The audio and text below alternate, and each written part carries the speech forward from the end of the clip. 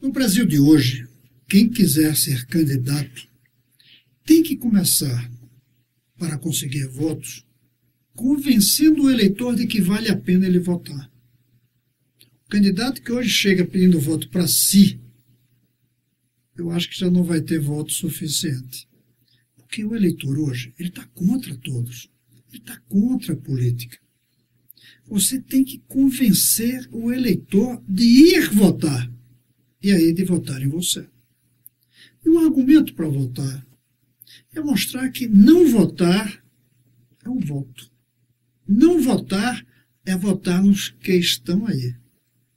E se eles não querem votar porque estão descontentes com o que está aí, tem que votar em quem traga uma proposta diferente.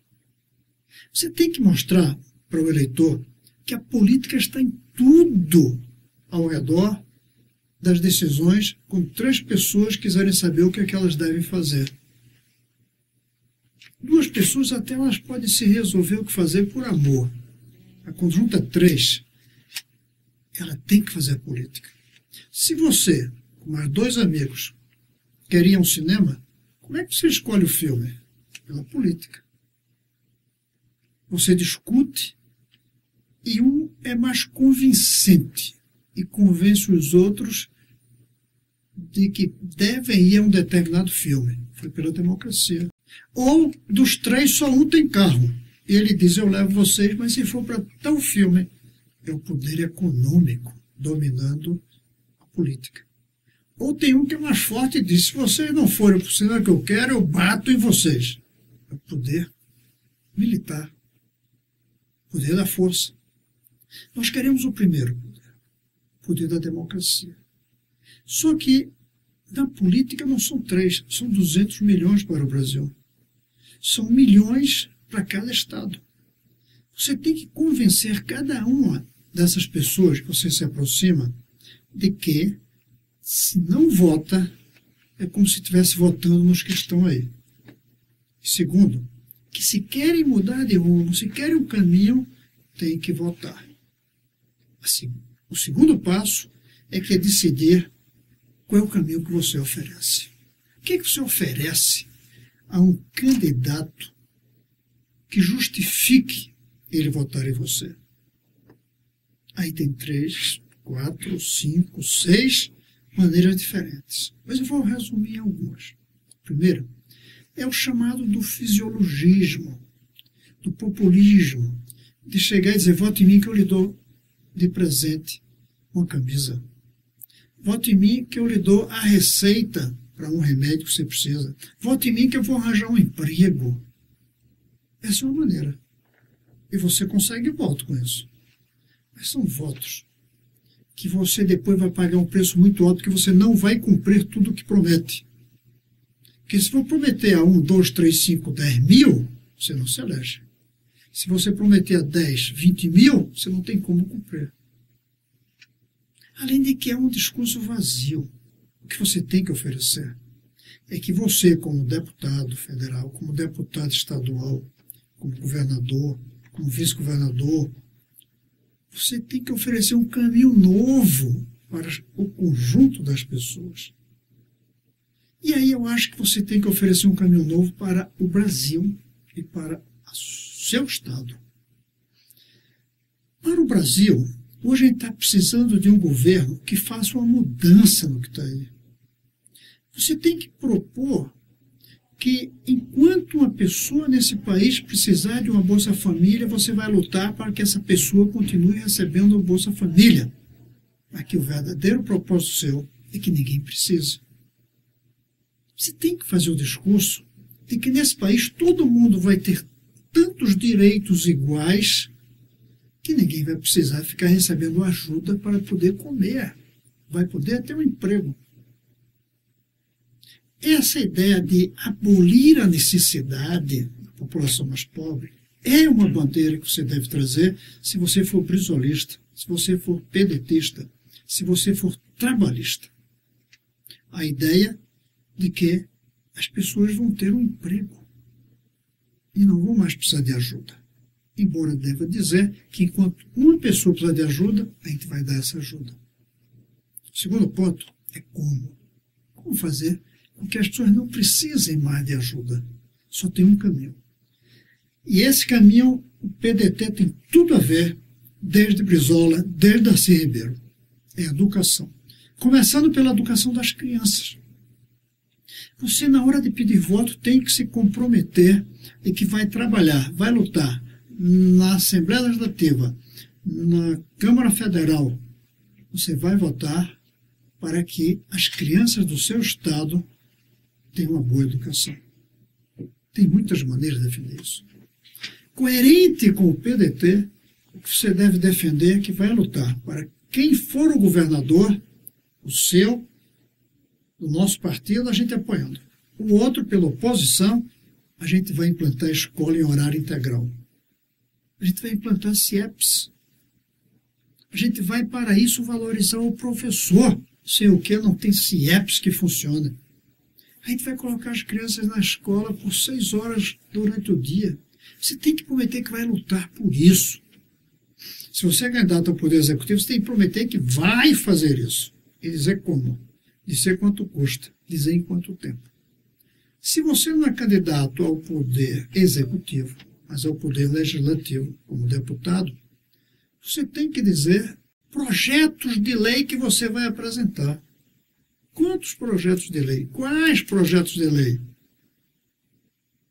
Trabalhe isso. Veja qual é o projeto de lei que você precisa apresentar para que o professor ganhe bem. Qual é o projeto de lei que você deve apresentar para que as escolas sejam todas reconstruídas, porque elas estão quase todas ruins. Se a gente fizer isso na educação, desaparece a necessidade das pessoas, porque quem é educado tem como encontrar caminhos para sobreviver. Feito isso, você tem que propor uma reforma política. A reforma política você pode propor tanto ao nível geral como no seu comportamento. Você pode propor formas de que o povo seja ouvido pelos deputados. Mas você pode, sobretudo, assumir o compromisso que você vai ouvir o povo. Que você vai atender o telefone dos eleitores depois de você eleito.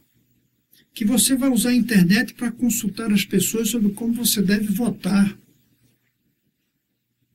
De que você vai ter um comportamento ético e de que você vai sempre votar pela ética nas prioridades. Porque uma coisa é você ser ético no seu comportamento, não rouba.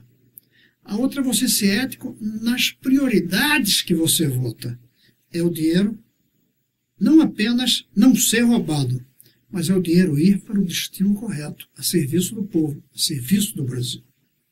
Você tem que assumir esses dois compromissos com os seus eleitores.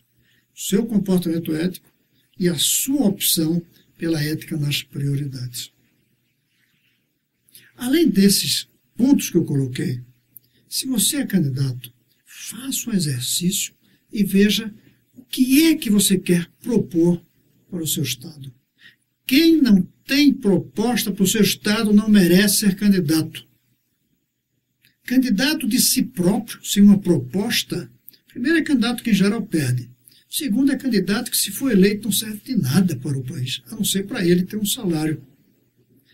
Faça o exercício, reúna seus amigos, reúna seus conhecidos e discuta o que a gente vai apresentar de propostas. E aí escolha uma, duas que marquem você. Se transforme no candidato de uma nota só, para que todo mundo ouça. Porque com muitas notas ninguém vai lhe ouvir. Você vai se perder naquela multidão de candidatos, que são muitos, muitos, muitos. Escolha uma bandeira.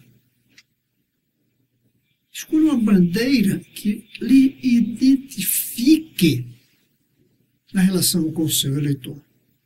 Se você fizer isso, você não apenas tem chance de ganhar, mas você merece ganhar. Porque tem gente que tem chance de ganhar, mas não merece. Tem gente que merece, mas não tem chance. Você tem que casar os dois.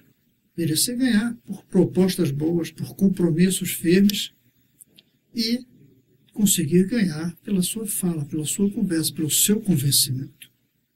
Além disso, é visitar as pessoas, é ir casa em casa, é ir rua em rua, feira em feira, apertar a mão. Eu ouvi um dia desse um cara dizendo que para cada 1 milhão de aperto de mão você ganha um voto. talvez seja muito, 1 milhão.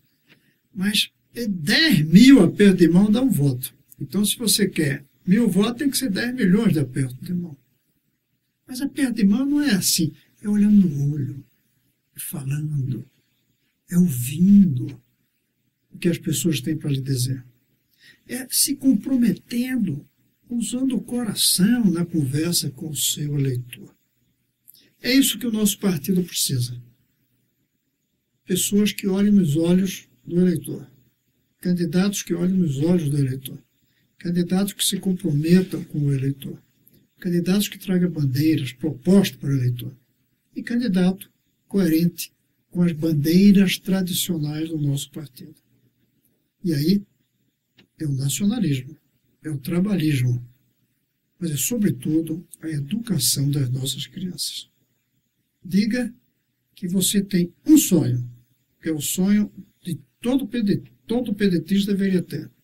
Um dia nesse país, o filho do mais pobre vai estudar na mesma escola do filho do mais rico. E aí a gente vê quem é que tem mais talento para crescer na vida, como no futebol.